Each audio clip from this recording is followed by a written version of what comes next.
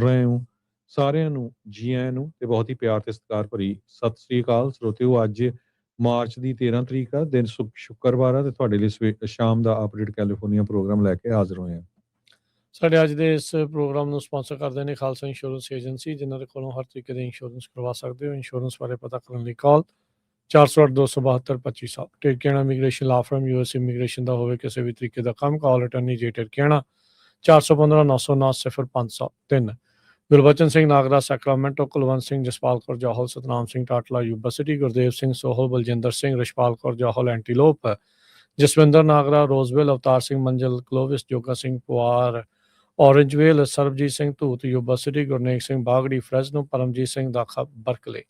ਇਹਨਾਂ ਸਾਰਿਆਂ ਦਾ ਧੰਨਵਾਦ। ਤੁਸੀਂ ਵੀ ਇਸ ਪ੍ਰੋਗਰਾਮ ਨੂੰ ਸਪਾਂਸਰ ਕਰਨਾ ਚਾਹੁੰਦੇ ਹੋ, ਸੰਪਰਕ ਕਰੋ 408-722-7698। ਅੱਜ ਦੀਆਂ ਖਬਰਾਂ ਵੱਲ ਚੱਲੀਏ ਤੇ ਪ੍ਰੈਜ਼ੀਡੈਂਟ ਟਰੰਪ ਹੋਣਾ ਨੇ ਕੈਲੀਫੋਰਨੀਆ ਦੇ ਵਿੱਚ ਇਹ ਕਿਹਾ ਵੀ ਜਿਹੜੀ ਆਫਸ਼ੋਰ ਆਇਲ ਡ੍ਰਿਲਿੰਗ ਆ ਉਸ ਨੂੰ ਸ਼ੁਰੂ ਕੀਤਾ ਜਾਵੇ। ਉਹਨਾਂ ਨੇ ਇੱਕ ਕੋਲਡ ਵਾਰ ਇਰਾ ਲਾਅ ਆ ਜੋ ਉਸ ਨੂੰ ਇਨਵੋਕ ਕਰ ਲਿਆ ਹੈਗਾ, ਜਿਹਦੇ ਮੁਤਾਬਕ ਆਇਲ ਪ੍ਰੋਡਕਸ਼ਨ ਸਦਰਨ ਕੈਲੀਫੋਰਨੀਆ ਦੇ ਵਿੱਚ ਉਸ ਦਾ ਬੂਸਟ ਹੋਊਗਾ।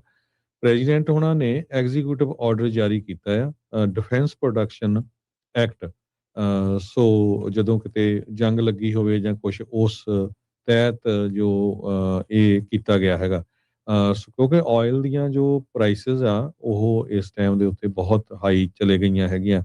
ਕੈਲੀਫੋਰਨੀਆ ਦੇ ਸਦਰਨ ਕੈਲੀਫੋਰਨੀਆ ਦੇ ਲਾਸ ਐਂਜਲਸ ਵਾਲੇ ਏਰੀਏ 'ਚ $10.5 ਨੂੰ ਅਨਲੀਡਡ ਗੈਸ ਸਟੇਸ਼ਨਾਂ ਦੇ ਉੱਤੇ ਦੇਖੀ ਗਈ ਆ। $10.5 ਨੂੰ ਗੈਲਨ, ਇੰਨੀ ਤੁਸੀਂ ਇੱਥੋਂ ਅੰਦਾਜ਼ਾ ਲਾ ਸਕਦੇ ਹੋ।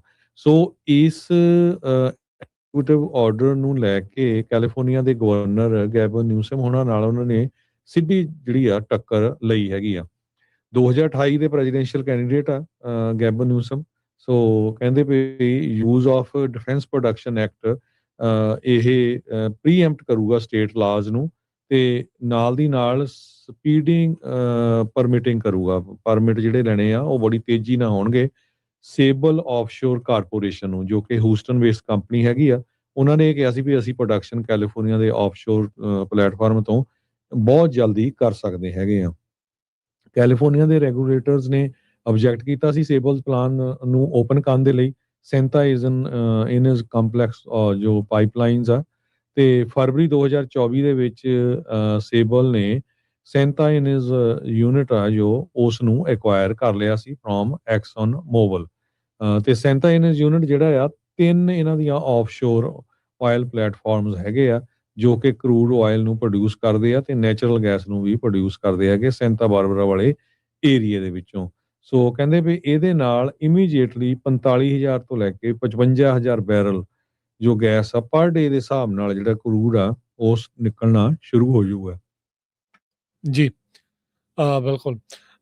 ਅੱਜ ਰਾਸ਼ਟਰਪਤੀ ਟਰੰਪ ਹੋਣਾ ਨੇ ਐਲਾਨ ਕੀਤਾ ਵੀ ਈਰਾਨ ਦੇ ਇੱਕ ਬੜਾ ਹੀ ਜਿਹੜਾ ਸਟ੍ਰੈਟੇਜਿਕ ਆਈਲੈਂਡ ਆ ਖਾਰਗ ਕਰਕੇ, ਉਸ ਨੂੰ ਕਹਿੰਦੇ ਵੀ ਉਹਨਾਂ ਨੇ ਵੱਡੇ ਪੱਧਰ ਦੇ ਉੱਤੇ ਮਿਲਟਰੀ ਸਟ੍ਰਾਈਕਸ ਕੀਤੀਆਂ ਹੈਗੀਆਂ ਆ। ਕਹਿੰਦੇ ਵੀ ਉੱਥੇ ਜਿਹੜੇ ਮਿਲਟਰੀ ਦੇ ਟਿਕਾਣੇ ਸੀਗੇ ਉਹਨਾਂ ਨੂੰ ਇਹਨਾਂ ਨੇ ਟੋਟਲੀ ਤਰ੍ਹਾਂ ਨਸ਼ਟ ਕਰ ਦਿੱਤਾ ਹੈਗਾ ਆ। ਸੋ ਖਾਰਗ ਆਈਲੈਂਡ ਈਰਾਨ ਦੇ ਆਇਲ ਐਕਸਪੋਰਟਸ ਦਾ ਮੇਨ ਧੁਰਾ ਆ, ਸੈਂਟਰ ਆ। ਉਹਨਾਂ ਨੇ ਇਹ ਵੀ ਲਿਖਿਆ ਵੀ ਹਾਲ ਦੀ ਘੜੀ ਜਿਹੜਾ ਆਇਲ ਦਾ ਇਨਫਰਾਸਟ੍ਰਕਚਰ ਆ ਉਸ ਨੂੰ ਉਹਨਾਂ ਨੇ ਬਖਸ਼ ਦਿੱਤਾ ਹੈਗਾ ਆ, ਤੇ ਜਿਹੜੇ ਮਿਲਟਰੀ ਟਿਕਾਣੇ ਸੀਗੇ ਉਸ ਆਈਲੈਂਡ ਦੇ ਉੱਤੇ ਉਸ ਨੂੰ ਨਿਸ਼ਾਨਾ ਬਣਾਇਆ ਗਿਆ ਆ। ਈਰਾਨ ਦਾ ਜਿਹੜਾ ਆਇਲ ਐਕਸਪੋਰਟ ਫੈਸਿਲਿਟੀਜ਼ ਦਾ 80 ਤੋਂ 90% ਤੇਲ ਇਸ ਆਈਲੈਂਡ ਦੇ ਜ਼ਰੀਏ ਜਾਂਦਾ ਹੈਗਾ ਆ, ਖਾਰਗ ਆਈਲੈਂਡ ਦੇ ਉੱਤੇ। ਸੋ ਇਹ ਇੱਕ ਬੜਾ ਇੰਪੋਰਟੈਂਟ ਅਹਿਮ ਮਿਲਟਰੀ ਤੇ ਸਟ੍ਰੈਟੇਜਿਕ ਹਿਸਾਬ ਦੇ ਨਾਲ ਆਈਲੈਂਡ ਹੈਗਾ ਆ, ਟਾਪੂ ਹੈਗਾ ਆ ਈਰਾਨ ਨੂੰ ਲੈ ਕੇ। ਵਾਈਟ ਹਾਊਸ ਆਲਰੇਡੀ ਕਹਿੰਦੇ ਵੀ ਇਹ ਸੋਚ ਰਿਹਾ ਸੀ ਇਸ ਦੇ ਉੱਤੇ ਕਬਜ਼ਾ ਕਰਨ ਦੇ ਲਈ ਗਰਾਊਂਡ ਆਪਰੇਸ਼ਨ ਜਿਹੜਾ ਉਹ ਕਰਨਾ। ਸੋ ਪੈਂਟਾਗਨ ਨੇ ਜਦੋਂ ਈਰਾਨ ਦੇ ਵਿੱਚ ਈਰਾਨ ਦੇ ਉਲਟ ਵਾਰ ਦੇ ਉੱਤੇ ਜਾਣ ਤੋਂ ਪਹਿਲਾਂ ਕਹਿੰਦੇ ਵੀ ਇਹ ਵੀ ਆਪਸ਼ਨਸ ਜਿਹੜੀਆਂ ਉਹ ਸੋਚੀਆਂ ਗਈਆਂ ਸੀਗੀਆਂ। ਉਹਨਾਂ ਨੇ ਕਿਹਾ ਵੀ ਸਟ੍ਰੇਟ ਆਫ ਹਾਰਮੁਜ਼ ਨੂੰ ਜੇ ਕਲੋਜ਼ ਕਰਨਗੇ ਤਾਂ ਅਸੀਂ ਈਰਾਨ ਨੂੰ ਹੋਰ ਵੀ ਜ਼ਿਆਦਾ ਨੁਕਸਾਨ ਜਿਹੜਾ ਆ ਉਹ ਪਹੁੰਚਾ ਸਕਦੇ ਆ। ਹਾਲ ਦੀ ਘੜੀ ਤੇਲ ਦੀਆਂ ਕੀਮਤਾਂ ਦੇ ਵਿੱਚ ਕੋਈ ਗਿਰਾਵਟ ਨਜ਼ਰ ਆਉਂਦੀ ਨਜ਼ਰ ਨਹੀਂ ਆ ਰਹੀ ਹੈਗੀ। ਤੇ ਇਹ ਜਿਹੜੀ ਸਿਚੁਏਸ਼ਨ ਆ ਉਹ ਇਸ ਟਾਈਮ ਸਾਹਮਣੇ ਬਣੀ ਆ। ਸੋ ਹੁਣ ਤੋਂ ਕੁਝ ਘੰਟੇ ਪਹਿਲਾਂ ਦੀ ਇਹ ਰਿਪੋਰਟਿੰਗ ਆ ਵੀ ਟਰੰਪ ਹੁਣਾਂ ਨੇ ਖੁਦ ਸੋਸ਼ਲ ਮੀਡੀਆ ਦੇ ਉੱਤੇ ਪੋਸਟ ਕੀਤਾ ਆ ਵੀ ਆਇਲ ਫੈਸਿਲਿਟੀਜ਼ ਵਾਲਾ ਜਿਹੜਾ ਆਈਲੈਂਡ ਆ ਉਸ ਦੇ ਉੱਤੇ ਜਿਹੜੇ ਮਿਲਟਰੀ ਦੇ ਟਿਕਾਣੇ ਆ ਉਹਨਾਂ ਨੂੰ ਨਿਸ਼ਾਨਾ ਜਿਹੜਾ ਉਹ ਬਣਾਇਆ ਗਿਆ ਆ ਤੇ ਇਹ ਦਾਅਵਾ ਕਰ ਰਹੇ ਆ ਵੀ ਉਸ ਨੂੰ ਟੋਟਲੀ ਵਾਈਪ ਆਊਟ ਕਰ ਦਿੱਤਾ ਗਿਆ ਹੈਗਾ ਆ। ਸੋ ਕਹਿੰਦੇ ਵੀ ਡੀਸੈਂਸੀ ਦੇ ਰੀਜ਼ਨਸ ਲਈ ਮੈਂ ਆਇਲ ਇਨਫਰਾਸਟ੍ਰਕਚਰ ਨੂੰ ਜਿਹੜਾ ਉਹ ਛੱਡ ਦਿੱਤਾ ਆ। ਕਹਿੰਦੇ ਵੀ ਜੇ ਈਰਾਨ ਕੁਝ ਜਿਹੜੇ ਫ੍ਰੀ ਤੇ ਸੇਫ ਪੈਸੇਜ ਆਫ ਸ਼ਿਪਸ ਦੇ ਵਿੱਚ ਜੇ ਇੰਟਰਫੇਅਰ ਕਰਦਾ ਆ ਸਟ੍ਰੇਟ ਆਫ ਹਾਰਮੂਜ਼ ਦੇ ਵਿੱਚ ਤਾਂ ਫਿਰ ਮੈਂ ਇਸ ਫੈਸਲੇ ਦੇ ਉੱਤੇ ਮੁੜ ਵਿਚਾਰ ਜਿਹੜਾ ਉਹ ਕਰ ਸਕਦਾ ਵੀ ਇਹਨਾਂ ਦੇ ਆਇਲ ਇਨਫਰਾਸਟ੍ਰਕਚਰ ਨੂੰ ਛੱਡਿਆ ਜਾਵੇ ਜਾਂ ਨਹੀਂ। ਸੋ ਹੁਣ ਇਹ ਦੇਖਣਾ ਹੋਊਗਾ ਵੀ ਈਰਾਨ ਵਾਲੇ ਇਸ ਦੇ ਉੱਤੇ ਕਿੱਦਾਂ ਰਿਟੈਲੀਏਟ ਜਿਹੜੇ ਆ ਜਵਾਬੀ ਕਾਰਵਾਈ ਜੇ ਉਹ ਕਰਦੇ ਆ ਜਾਂ ਨਹੀਂ। ਈਰਾਨ ਦਾ ਕਰਾਊਨ ਜਿਊਲ ਖਾਰਗ ਆਈਲੈਂਡ ਜਿਹੜਾ ਟਰੰਪ ਹੁਣਾਂ ਨੇ ਇਸ ਨੂੰ ਦੱਸਿਆ ਜਿਹੜਾ ਉਹ ਹੈਗਾ ਆ। ਟਰੰਪ ਨੇ ਆਲਰੇਡੀ ਜਿਹੜੇ ਇਰਾਨੀਅਨ ਮਿਲਟਰੀ ਆ ਉਹਨਾਂ ਨੂੰ ਕਿਹਾ ਆ ਵੀ ਆਪਣੇ ਹਥਿਆਰ ਸੁੱਟ ਕੇ ਜੋ ਕੁਝ ਵੀ ਤੁਹਾਡੇ ਮੁਲਕ ਦਾ ਜਿਹੜਾ ਉਹ ਬਚਦਾ ਆ ਅੱਜ ਕਹਿੰਦੇ ਵੀ ਜਿਹੜਾ ਕੁਝ ਬਹੁਤਾ ਨਹੀਂ ਆ ਵੀ ਉਸ ਨੂੰ ਤੁਸੀਂ ਬਚਾ ਲਓ ਨਹੀਂ ਤਾਂ ਅਸੀਂ ਜਿਹੜਾ ਹੋਰ ਵੀ ਜ਼ਿਆਦਾ ਨੁਕਸਾਨ ਕਰਾਂਗੇ। ਕਹਿੰਦੇ ਵੀ ਜਦੋਂ ਤੋਂ ਮੈਂ ਅਹੁਦਾ ਸੰਭਾਲਿਆ ਆ ਅਮਰੀਕਾ ਦੀ ਮਿਲਟਰੀ ਨੂੰ ਸਭ ਤੋਂ ਤਾਕਤਵਰ ਸ਼ਕਤੀਸ਼ਾਲੀ ਜਿਹੜਾ ਤੇ ਮਾਡਰਨ ਜਿਹੜਾ ਉਸ ਨੂੰ ਰੀਬਿਲਡ ਕਰਕੇ ਬਣਾਇਆ ਗਿਆ ਹੈਗਾ ਆ। ਸੋ ਈਰਾਨ ਦੇ ਖਾਰਗ ਆਈਲੈਂਡ ਦੇ ਉੱਤੇ ਵੱਡੇ ਜਿਹੜੇ ਆ ਉਹ ਨਿਸ਼ਾਨੇ ਆ ਲਾਏ ਗਏ ਆ। ਉਸ ਨੂੰ ਵਾਈਪ ਆਊਟ ਕਰਨ ਦੀਆਂ ਗੱਲਾਂ ਜਿਹੜੀਆਂ ਉਹ ਆਖੀਆਂ ਗਈਆਂ ਆ। ਸੋ ਹੁਣ ਇਹ ਦੇਖਣਾ ਹੋਊਗਾ ਹਰਜੋਤ ਸਿੰਘ ਜੀ ਵੀ ਈਰਾਨ ਇਸ ਦੇ ਉੱਤੇ ਕਿੱਦਾਂ ਰਿਟੈਲੀਏਟ ਕਰਦਾ ਆ। ਇਹ ਮੰਨਿਆ ਜਾ ਰਿਹਾ ਸੀਗਾ ਵੀ ਸ਼ਾਇਦ ਈਰਾਨ ਵਾਲੇ ਨਜ਼ਦੀਕੀ ਜਿਹੜੇ ਗਲਫ ਮੁਲਕਾਂ ਦੀਆਂ ਬੰਦਰਗਾਹਾਂ ਆ ਉਹਨਾਂ ਉੱਤੇ ਨਿਸ਼ਾਨਾ ਜਿਹੜਾ ਉਹ ਲਾ ਸਕਦੇ ਆ ਜਾਂ ਅਮਰੀਕਾ ਦੇ ਜਿਹੜੇ 에ਅਰਬੇਸ ਜਾਂ ਫੌਜੀ ਅੱਡੇ ਆ ਉਹਨਾਂ ਨੂੰ ਦੁਬਾਰਾ ਨਿਸ਼ਾਨਾ ਜਿਹੜਾ ਉਹ ਬਣਾ ਸਕਦੇ ਆ। ਸੋ ਇਸ ਦੇ ਨਾਲ ਲੱਗਦਾ ਇਦਾਂ ਵੀ ਵਾਰ ਦੀ ਜਿਹੜੀ ਐਸਕੇਲੇਸ਼ਨ ਆ ਹੋਰ ਅੱਗੇ ਜਿਹੜੀ ਵਧੂਗੀ। ਸੋ ਪ੍ਰੈਜ਼ੀਡੈਂਟ ਟਰੰਪ ਦੀ ਵਾਰ ਈਰਾਨ ਦੇ ਉੱਤੇ ਲਗਾਤਾਰ ਵੱਧਦੀ ਨਜ਼ਰ ਆ ਰਹੀ ਆ। ਅਗਲੀ ਖਬਰ ਵੱਲ ਚਲੀਏ ਤਾਂ ਇੱਕ ਜੱਜ ਨੇ ਉਹ ਜੋ ਫੈਡਰਲ ਚੇਅਰਮੈਨ ਜਰੋਮੀ ਪਾਵਲ ਆ ਉਹਨਾਂ ਦੇ ਅਗੇਂਸਟ ਜੋ ਸਪੀਨਾ ਸੀ ਉਸ ਨੂੰ ਬਲੌਕ ਕਰ ਦਿੱਤਾ ਹੈਗਾ। ਕਹਿੰਦੇ ਵੀ ਕੋਈ ਵੀ ਐਵੀਡੈਂਸ ਨਹੀਂ, ਅਸੈਂਸ਼ਲੀ ਕਹਿੰਦੇ ਜ਼ੀਰੋ ਐਵੀਡੈਂਸ ਹੈਗਾ ਆ। ਸੋ ਉਹਨਾਂ ਦੀ ਟੈਸਟੀਮੋਨੀ ਹੋਣੀ ਸੀ ਜੋ ਸੈਨੇਟ ਦੇ ਸਾਹਮਣੇ ਸੀ, ਜੂਨ ਮਹੀਨੇ 'ਚ ਹੋਈ ਸੀ ਤੇ ਉਹਦੇ ਸੰਬੰਧ ਦੇ ਵਿੱਚ federal reserve board office building ਜੋ ਉਹਨੇ ਪੈਸੇ ਖਰਚ ਕੀਤੇ ਸੀ ਉਹਨਾਂ ਦੇ ਸੰਬੰਧ ਦੇ ਵਿੱਚ ਜਿਹੜਾ ਇਹ ਕੇਸ ਆ ਇਹ ਚੱਲਦਾ ਹੈਗਾ ਆ। ਫੈਡਰਲ ਜੱਜ ਨੇ ਅੱਜ ਇਹ ਬਲੌਕ ਕਰ ਦਿੱਤਾ ਸਪੀਨਰਸ। ਕਈ ਜਸਟਿਸ ਡਿਪਾਰਟਮੈਂਟ ਨੇ ਜੋ federal reserve board chairman Jerome Powell ਨੂੰ ਇਹ ਸਰਵ ਕੀਤਾ ਸੀ। ਸੋ ਉਹ ਨਹੀਂ ਸਹੀ ਹੈਗਾ। ਸੋ ਇਸ ਕਰਕੇ ਜੋ ਜਰੋਮੀ ਪਾਵਲ ਆ ਉਹਨਾਂ ਦੀ ਪੋਜੀਸ਼ਨ ਹੁਣ ਕਾਫੀ ਸੋਲਿਡ ਇਸ ਟਾਈਮ ਦੇ ਉੱਤੇ ਹੈਗੀ ਆ।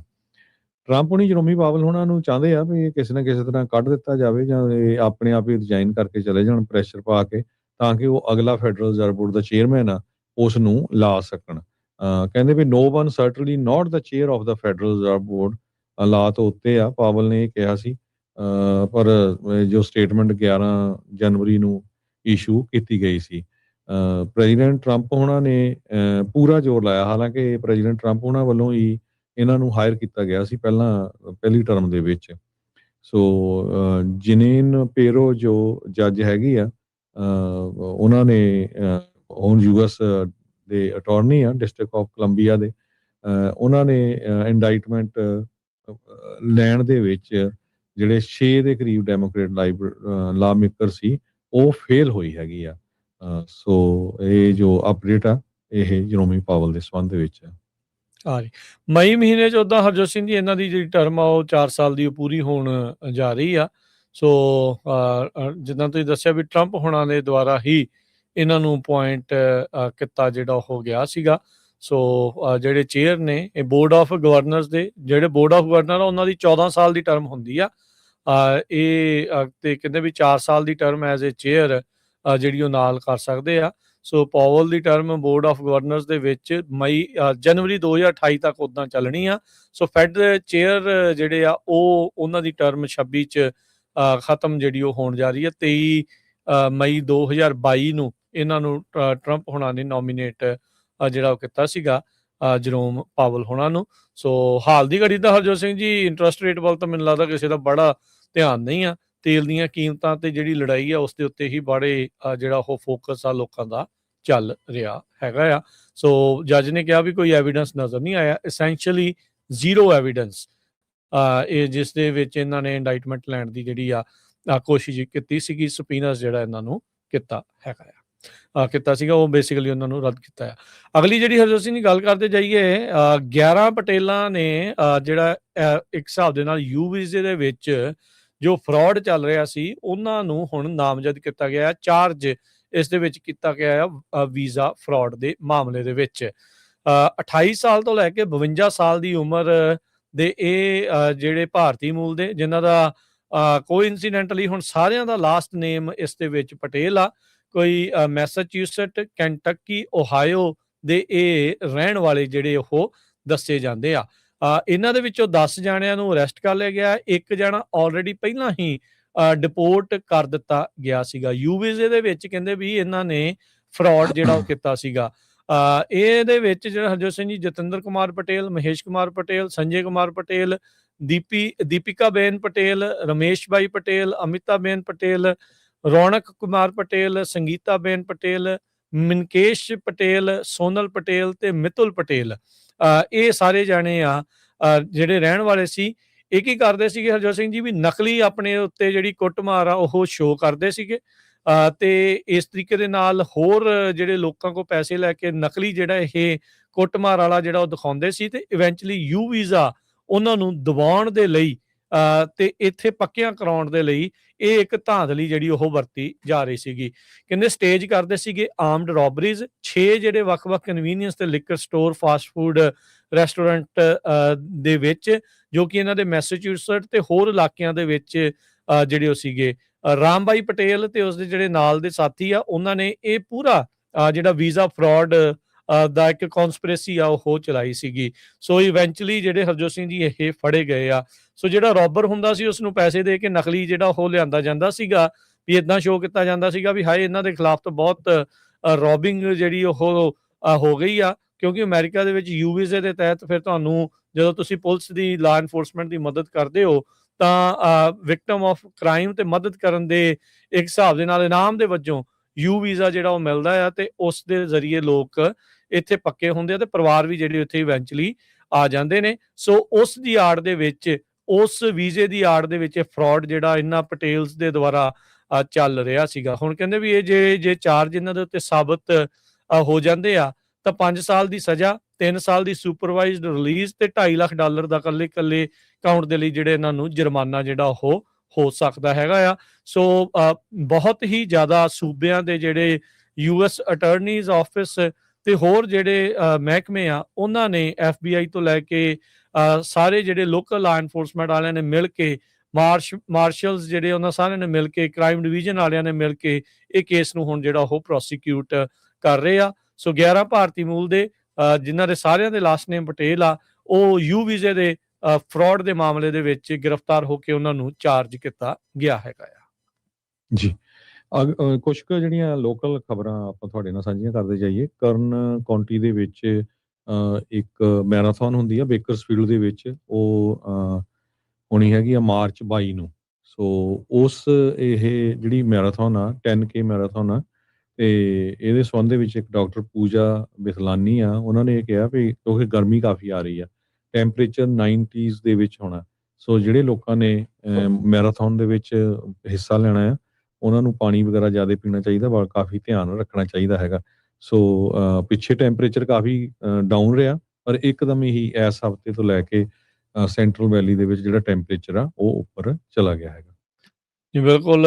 ਸੋ ਅਬਨੋਰਮਲੀ ਹੌਟ ਕਹਿੰਦੇ ਵੀ ਮਾਰਚ ਦਾ ਮਹੀਨਾ ਰਹਿਣ ਵਾਲਾ, ਜਿੱਦਾਂ ਤੁਸੀਂ ਦੱਸਿਆ ਵੀ 90s 'ਚ ਟੈਂਪਰੇਚਰ ਜਾਣ ਵਾਲਾ ਆ। ਔਨ ਰੈਕਰਡ ਹਰਜੋਤ ਸਿੰਘ ਜੀ ਇਸ ਵਾਰ ਵਾਰਮੈਸਟ ਵਿੰਟਰ ਜਿਹੜੀ ਉਹ ਰਿਕਾਰਡ ਕੀਤੀ ਗਈ ਹੈਗੀ ਆ। ਜੇ ਆਪਾਂ ਕੈਲੀਫੋਰਨੀਆ ਦੇ ਸੰਦਰਭ ਦੇ ਵਿੱਚ ਦੱਸ ਜਾਈਏ, ਉਹ ਤਾਂ ਹੋਰ ਬਹੁਤ ਥਾਵਾਂ ਦੇ ਉੱਤੇ ਭਾਰੀ ਬਰਫ਼ਬਾਰੀ ਵੀ ਜਿਹੜੀ ਉਹ ਹੋਈ ਆ, ਪਰ ਐਵਰੇਜ ਓਵਰਆਲ ਵਿੰਟਰਸ ਦੇ ਜਿਹੜੇ ਟੈਂਪਰੇਚਰ ਆ ਉਹ ਕਾਫੀ ਵੱਧ ਜਿਹੜੇ ਉਹ ਚੱਲ ਰਹੇ ਹੈਗੇ ਆ। ਇਸ ਮੌਕੇ ਤਾਂ ਦੇਖੋ ਮਿਡ ਆਫ ਮਾਰਚ ਆ ਤੇ ਐਂ ਪੂਰਾ ਗਰਮੀ ਵਾਲਾ ਜਿਹੜਾ ਮਾਹੌਲ ਆ ਉਹ ਪਹਿਲਾਂ ਹੀ ਬਣ ਚੁੱਕਾ ਆ ਤੇ ਅਗਲੇ ਵੀਕ ਦੇ ਵਿੱਚ ਟੈਂਪਰੇਚਰ 90s 'ਚ ਜਿਹੜੇ ਸੈਂਟਰਲ ਵੈਲੀ 'ਚ ਉਹ ਜਾਵੇਗਾ।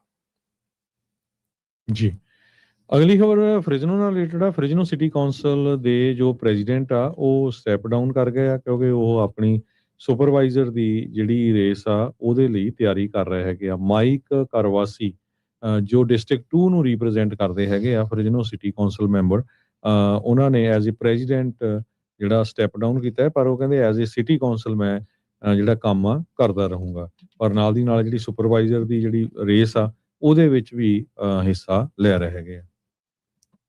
ਜੀ, ਬਿਲਕੁਲ।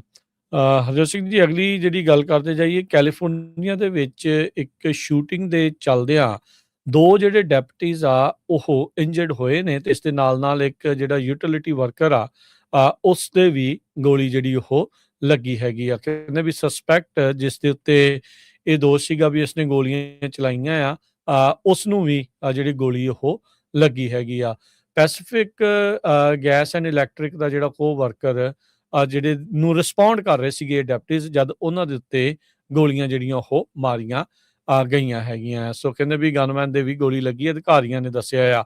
ਅਲਡਰਾਡੋ ਦੇ ਸ਼ੈਰਿਫ ਆਫਿਸ ਨੇ ਕਹਿੰਦੇ ਰਿਸਪੌਂਡ ਕੀਤਾ ਸੀਗਾ ਮਾਊਂਟੇਨ ਵਿਊ ਡਰਾਈਵ ਕਮੀਨੋ ਦੇ ਵਿੱਚ, ਜਿੱਥੇ ਪੀਜੀਐਨਈ ਦੇ ਕਰੂ ਨੇ ਰਿਪੋਰਟ ਕੀਤਾ ਵੀ ਉਹਨਾਂ ਦੇ ਇੱਕ ਬੰਦੇ ਨੂੰ, ਇੰਪਲਾਈ ਨੂੰ ਕਿਸੇ ਨੇ ਜਿਹੜੀ ਉਹ ਗੋਲੀ ਜਿਹੜੀ ਉਹ ਚਲਾਈ ਆ। ਸੋ ਕਹਿੰਦੇ ਵੀ ਜਦ ਪਹੁੰਚੇ ਉੱਥੇ ਤਾਂ ਇਹ ਜਿਹੜਾ ਆ ਉਹ ਵੂੰਡਡ ਸੀਗਾ, ਇਹ ਫੱਟੜ ਹੋਇਆ ਸੀਗਾ, ਜਿਸ ਨੂੰ ਬਾਅਦ ਦੇ ਵਿੱਚ ਹਸਪਤਾਲ ਦੇ ਵਿੱਚ ਲਿਜਾਇਆ ਗਿਆ। ਸੋ ਡਿਪਟੀਜ਼ ਨੇ ਇਮੀਡੀਏਟਲੀ ਕਹਿੰਦੇ ਵੀ ਰਿਸਪੌਂਡ ਕੀਤਾ ਤੇ ਸਵਾਟ ਟੀਮ ਵੀ ਕਹਿੰਦੇ ਵੀ ਬਾਅਦ 'ਚ ਉੱਥੇ ਪਹੁੰਚੀ ਸੀ 3 ਘੰਟੇ ਜਿਹੜੇ ਉਹ ਬਾਅਦ 'ਚ। ਸੋ ਪਰ ਕਹਿੰਦੇ ਵੀ ਡੈਪਟੀਜ਼ ਦੇ ਵੀ ਜਿਹੜੀਆਂ ਆ ਇਸ ਗੋਲੀ ਕਾਂਡ ਦੇ ਵਿੱਚ ਗੋਲੀਆਂ ਜਿਹੜੀਆਂ ਉਹ ਲੱਗੀਆਂ ਆ। ਸੋ ਕਹਿੰਦੇ ਵੀ ਐਨਕਾਊਂਟਰ ਜਿਹੜਾ ਸਸਪੈਕਟ ਦੇ ਨਾਲ ਹੋਇਆ ਆ। ਇੰਸੀਡੈਂਟ ਦੀ ਜਿਹੜੀ ਇਸ ਟਾਈਮ ਇਨਵੈਸਟੀਗੇਸ਼ਨ ਉਹ ਚੱਲ ਰਹੀ ਹੈਗੀ ਆ।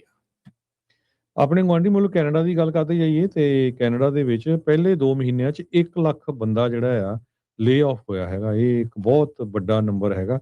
ਸੋ ਕੈਨੇਡਾ ਦੀ ਜਿਹੜੀ ਇਸ ਟਾਈਮ ਦੇ ਉੱਤੇ ਸਿਚੁਏਸ਼ਨ ਆ, ਇਕੋਨਮੀ ਦੀ ਬਹੁਤ ਹੀ ਬੈਡ ਚੱਲ ਰਹੀ ਆ।